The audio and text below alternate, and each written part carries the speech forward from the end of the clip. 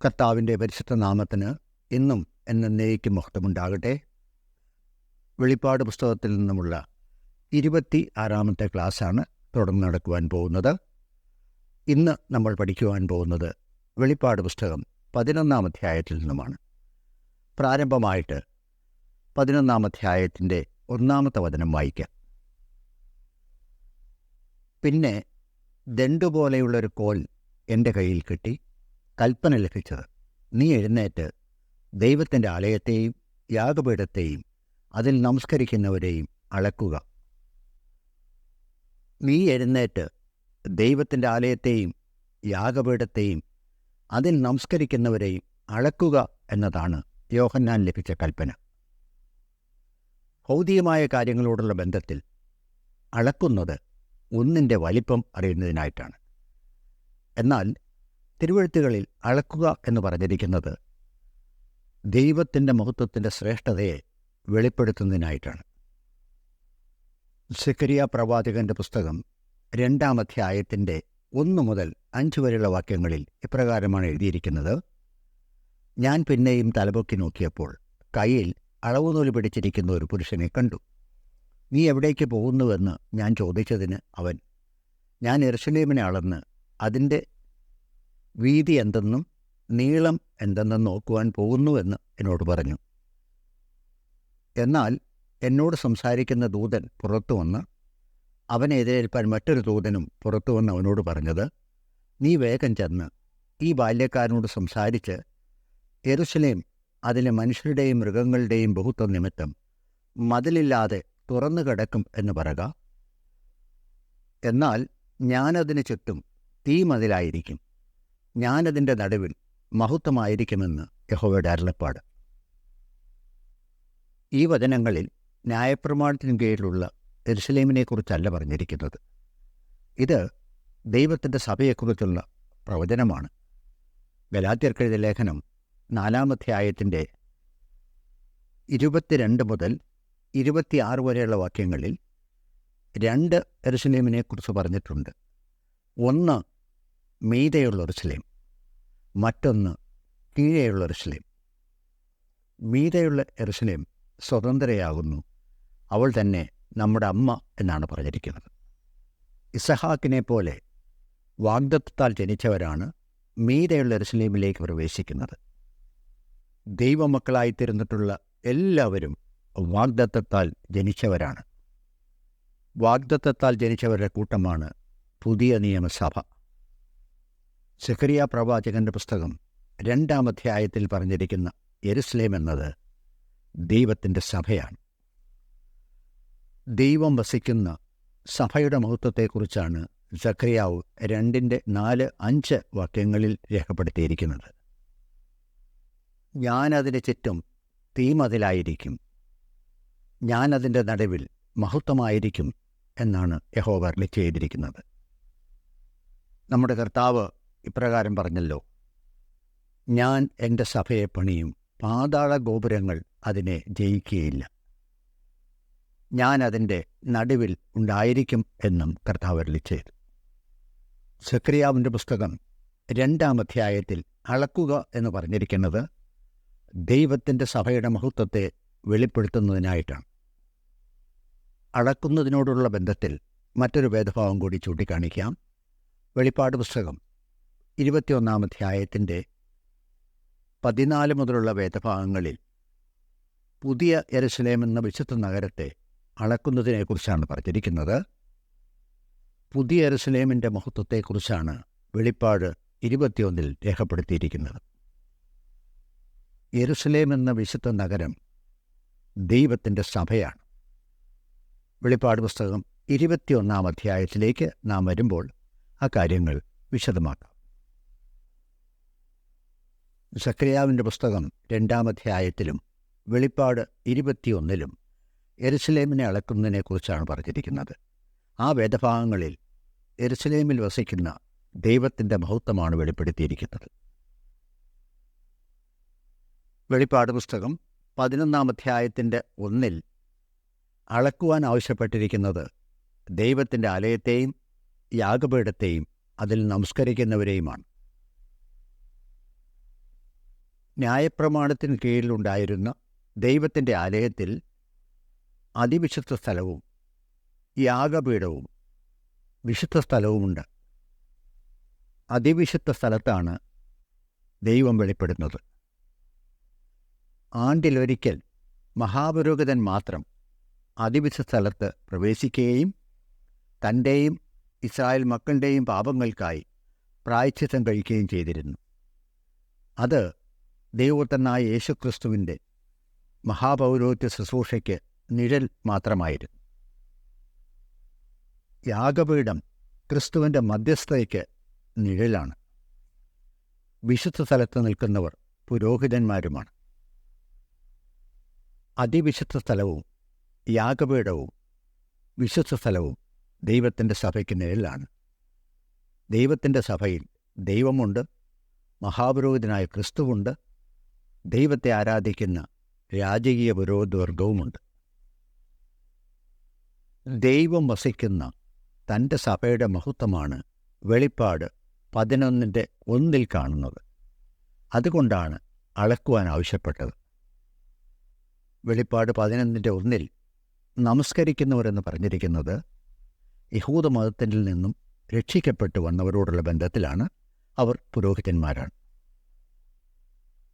വെളിപ്പാട് 11:2 ആലയത്തിന് പുറത്തുള്ള പ്രാകാരം അളക്കാതെ വിട്ടേക്ക്, അത് ജാതികൾക്ക് കൊടുത്തിരിക്കുന്നു, അവർ വിശുദ്ധ നഗരത്തെ 42 മാസം ചവിട്ടും എന്നാണ് പറഞ്ഞിരിക്കുന്നത്. പുറത്തുള്ള പ്രാകാരത്തിന് യാതൊരു മഹത്വവുമില്ല. ക്രിസ്തുവിനെ തിരസ്കരിച്ച അവിശ്വാസികളായ യഹൂദന്മാരാണ് ആലയത്തിന് പുറത്തുള്ള പ്രാകാരങ്ങളിൽ നിൽക്കുന്നത്. അവർക്ക് വരുവാനിരുന്ന ശിക്ഷയെക്കുറിച്ച് പറഞ്ഞിരിക്കുന്ന ചില വേദഭാഗങ്ങൾ ചൂണ്ടിക്കാണിക്കാം. മത്തായി എഴുതിയ സുവിശേഷം 21 അധ്യായത്തിൻ്റെ 33 മുതൽ 43 വരെയും മത്തായി 25 8 മുതൽ 12 വരെയും മത്തായി 25 41 മുതൽ 46 വരെയും ലൂക്കോസിൻ്റെ സുവിശേഷം 13 അധ്യായത്തിൻ്റെ 25 മുതൽ 27 വരെയുള്ള വാക്യങ്ങളിലും പുറത്തുള്ള പ്രാകാരങ്ങളിൽ നിന്നിരുന്ന അവിശ്വാസികളായ യഹൂദന്മാർക്ക് വരുവാനിരുന്ന ശിക്ഷയെക്കുറിച്ചാണ് പറഞ്ഞിരിക്കുന്നത്. വെളിപ്പാട് 11:2 ഒരിക്കൽ കൂടി വായിക്കാം. ആലയത്തിന് പുറത്തുള്ള പ്രാകാരം അളക്കാതെ വിട്ടേക്ക, അത് ജാതികൾക്ക് കൊടുത്തിരിക്കുന്നു, അവർ വിശുദ്ധ നഗരത്തെ 42 മാസം ചവിട്ടും. വിശുദ്ധ നഗരമെന്നത് ന്യായപ്രമാണത്തിന് കീഴിലുണ്ടായിരുന്ന യെരുശലേമാണ്. യഹൂദമതത്തിൻ്റെ ആസ്ഥാനമായിരുന്നു യെരുശലേം. യഹൂദമതത്തിൻ്റെ ആധിപത്യം നീങ്ങിപ്പോണമെങ്കിൽ യെരുശലേമിൻ്റെ ന്യായവിധി നടക്കണം. യഹൂദമതത്തിൻ്റെ ആധിപത്യം നീങ്ങിപ്പോയാൽ മാത്രമേ ദൈവരാജ്യം വെളിപ്പെടുകയുള്ളൂ. ആലയത്തിന് പുറത്തുള്ള പ്രാകാരത്തിൽ നിന്നിരുന്നവർ അവിശ്വാസികളായ യഹൂദന്മാരാണ്. അതിന് യാതൊരു മഹത്വവുമില്ല. അതുകൊണ്ടാണ് അളക്കാതെ വിട്ടേക്ക് എന്ന് പറഞ്ഞിരിക്കുന്നത്. ജാതികൾ വിശുദ്ധ നഗരത്തെ 42 മാസം ചവിട്ടുമെന്നാണ് പറഞ്ഞിരിക്കുന്നത്. യെരുശലേമിനെ ന്യായം വിധിക്കുവാനായിട്ട് കർത്താവ് ജാതികൾക്ക് ഏൽപ്പിച്ചു കൊടുത്തു. ലൂക്കോസിൻ്റെ സുവിശേഷം 21 അധ്യായത്തിൻ്റെ 20 മുതൽ 24 വരെയുള്ള വാക്യങ്ങളിൽ ഇപ്രകാരമാണ് എഴുതിയിരിക്കുന്നത്. സൈന്യങ്ങൾ യെരുശലേമിനെ വളഞ്ഞിരിക്കുന്നത് കാണുമ്പോൾ അതിൻ്റെ ശൂന്യകാലം അടുത്തിരിക്കുന്നുവെന്ന് അറിഞ്ഞുകൊള്ളുവീൻ. അന്ന് യഹൂദയിലുള്ളവർ മലകളിലേക്ക് ഓടിപ്പോകട്ടെ, അതിൻ്റെ നടുവിലുള്ളവർ പുറപ്പെട്ടു പോകട്ടെ, നാട്ടുപുറങ്ങളിലുള്ളവർ അതിൽ കടക്കരുത്. എഴുതിയിരിക്കുന്ന എല്ലാം നിവൃത്തിയാകേണ്ടതിന് ആ നാളുകൾ പ്രതികാരകാലമാകുന്നു. ആ കാലത്ത് ഗർഭിണികൾക്കും മുലകുടിപ്പിക്കുന്നവർക്കും അയ്യോ കഷ്ടം. ദേശത്ത് വലിയ ഞരക്കവും ഈ ജനത്തിന്മേൽ ക്രോധവും ഉണ്ടാകും. അവർ വാളിൻ്റെ വാൾത്തലയാൽ വീഴുകയും അവരെ സകല ജാതികളിലേക്കും ബദ്ധരായി കൊണ്ടുപോവുകയും ജാതികളുടെ കാലം തികയുവോളം ജാതികൾ യെരുശലേമിനെ ചവിട്ടിക്കളയുകയും ചെയ്യും. യഹൂദ ബാബേലിലേക്ക് പ്രവാസികളായി പോയതു മുതൽ റോമക്കാരുടെ സൈന്യം യെരുശലേമിലുണ്ടായിരുന്ന ആലയത്തെ അതിൻ്റെ സ്ഥാനത്ത് നിന്ന് നീക്കിക്കളഞ്ഞതുവരെയുള്ള കാലയളവിനാണ് ജാതികളുടെ കാലം എന്ന് പറഞ്ഞിരിക്കുന്നത്.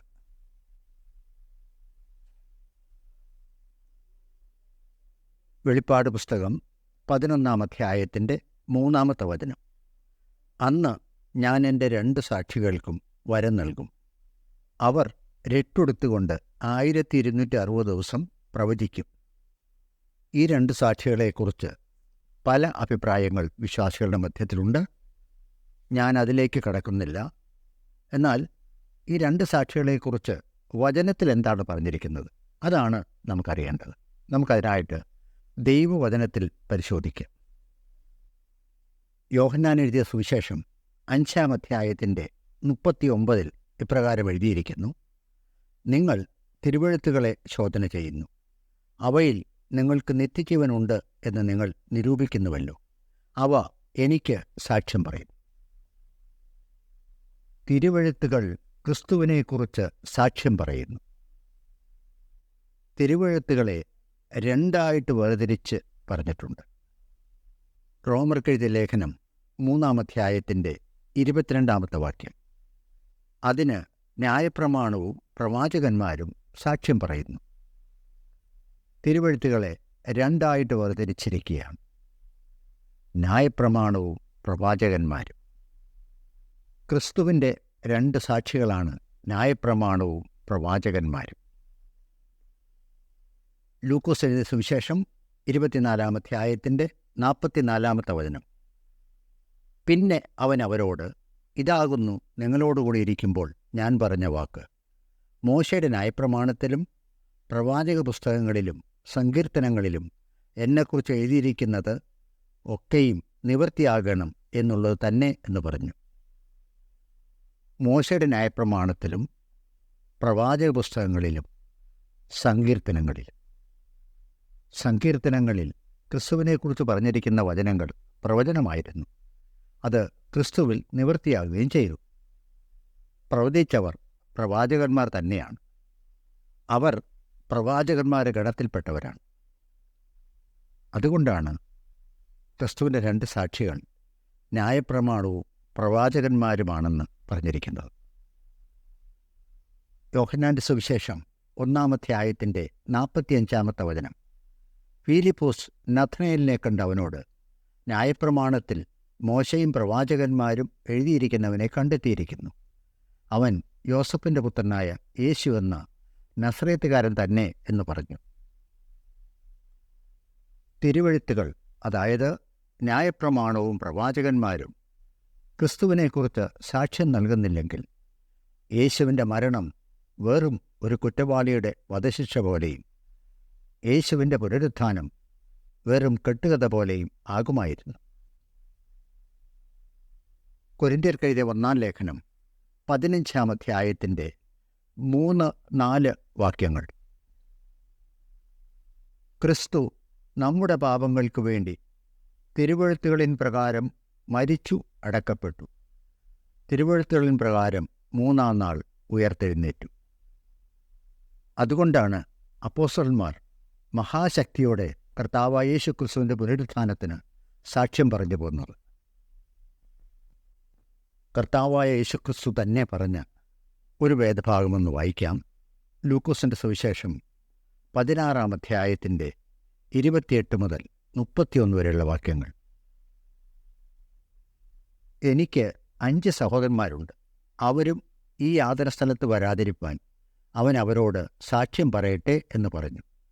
അബ്രാഹാം അവനോട്, അവർക്ക് മോശയും പ്രവാചകന്മാരും ഉണ്ടല്ലോ, അവരുടെ വാക്ക് അവർ കേൾക്കട്ടെ എന്ന് പറഞ്ഞു.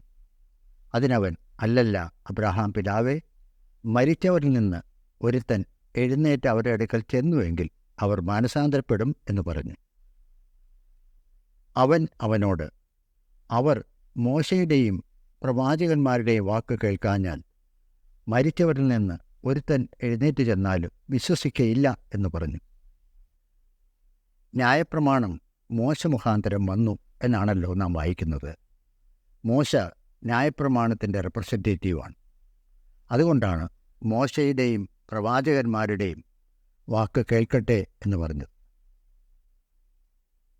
ന്യായപ്രമാണവും പ്രവാചകന്മാരും ക്രിസ്തുവിനെക്കുറിച്ചാണ് സാക്ഷ്യം പറഞ്ഞിരിക്കുന്നത്. ആ സാക്ഷ്യം വിശ്വസിക്കാത്തവർ ധനവാനോടുകൂടെ പോകേണ്ടി വരും. കർത്താവിൻ്റെ ദാസന്മാർ എല്ലാവരും തന്നെ തിരുവെഴുത്തുകളെ ഉദ്ധരിച്ചും കൊണ്ടാണ് ജനത്തോട് സംസാരിച്ചിട്ടുള്ളത്. അപ്പോസ്തലന്മാരുടെ പ്രവൃത്തികൾ 13-ാം അധ്യായത്തിൻ്റെ 16 മുതൽ 39 വരെയുള്ള വാക്യങ്ങൾ,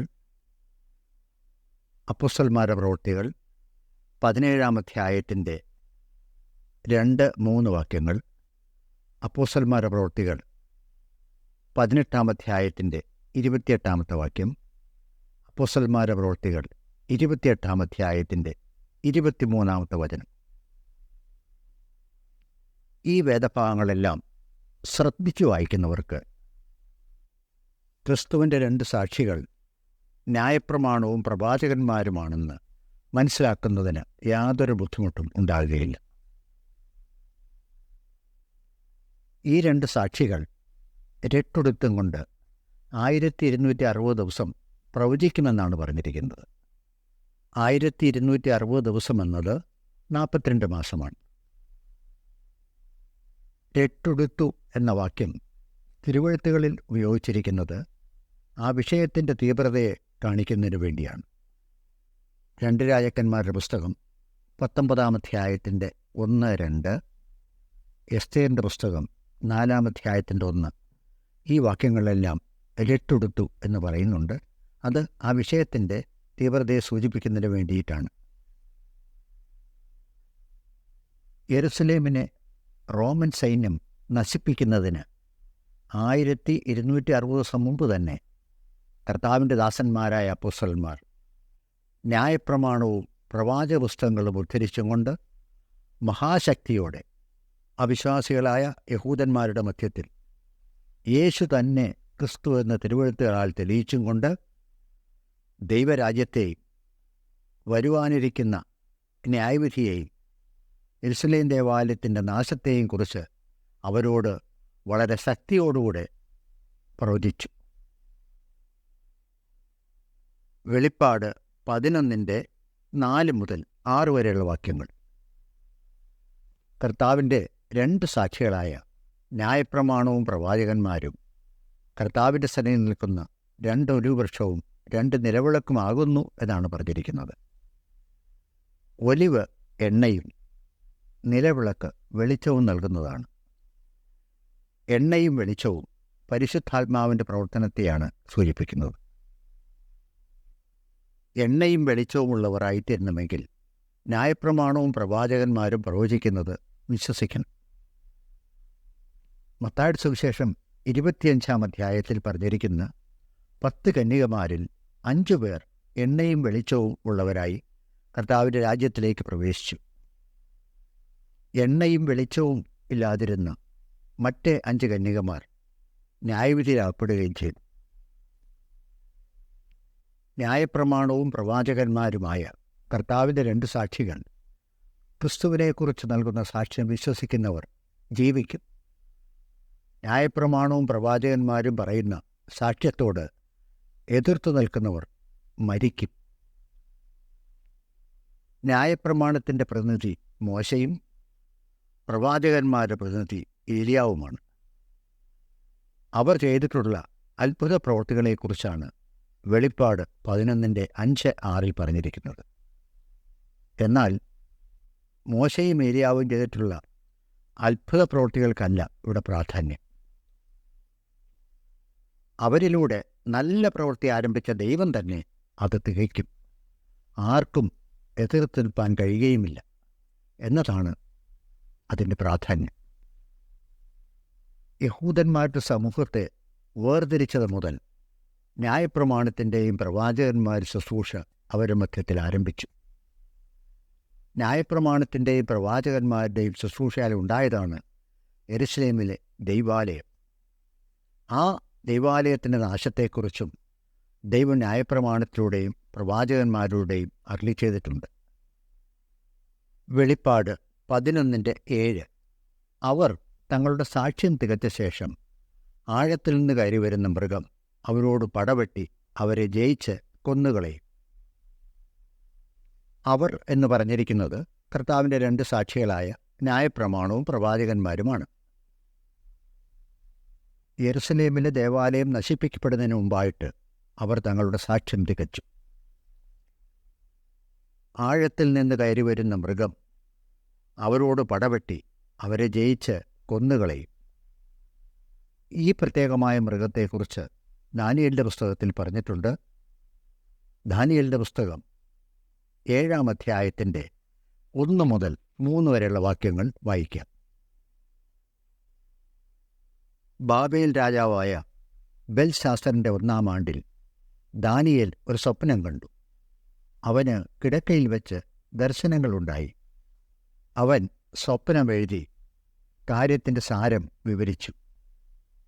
ദാനിയേൽ വിവരിച്ചു പറഞ്ഞ എന്തെന്നാൽ, ഞാൻ രാത്രിയിൽ എൻ്റെ ദർശനത്തിൽ കണ്ടത് ആകാശത്തിലെ 4 കാറ്റും മഹാസമുദ്രത്തിൻ്റെ നേരെ അടിക്കുന്നത് ഞാൻ കണ്ടു. അപ്പോൾ തമ്മിൽ ഭേദിച്ചിരിക്കുന്ന 4 മൃഗങ്ങൾ സമുദ്രത്തിൽ നിന്ന് കയറി വന്നു. ഈ 4 മൃഗങ്ങളെക്കുറിച്ചാണ് ദാനിയേലിൻ്റെ പുസ്തകം 7-ാം അധ്യായത്തിൻ്റെ 4 മുതൽ 7 വരെയുള്ള വാക്യങ്ങളിൽ പറഞ്ഞിരിക്കുന്നത്. 1-ാമത്തെ മൃഗം സിംഹത്തോട് സാദൃശ്യം, 2-ാമത്തേത് കരടിയോട് സാദൃശ്യം, 3-ാമത്തേത് പുള്ളിപ്പുലിക്ക് സാദൃശ്യം, 4-ാമത്തേത് ഘോരവും ഭയങ്കരവും അതിബലവുമുള്ള മൃഗം. ഘോരവും ഭയങ്കരവും അതിബലവുമുള്ള 4-ാമത്തെ മൃഗത്തെക്കുറിച്ചുള്ള തെളിവ് ദാനിയേലിൻ്റെ പുസ്തകം 7-ാം അധ്യായത്തിൻ്റെ 23-ാമത്തെ വാക്യത്തിൽ നിന്നും ലഭിക്കുന്നതാണ്.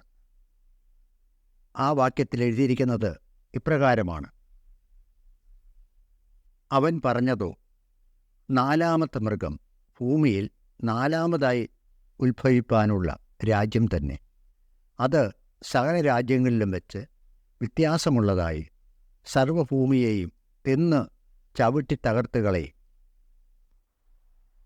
4-ാമത്തെ മൃഗം ഭൂമിയിൽ 4-ാമതായി ഉത്ഭവിപ്പാനുള്ള രാജ്യം തന്നെ. ഭൂമി എന്ന് പറഞ്ഞിരിക്കുന്നത് യഹൂദ ദേശത്തിനാണ്.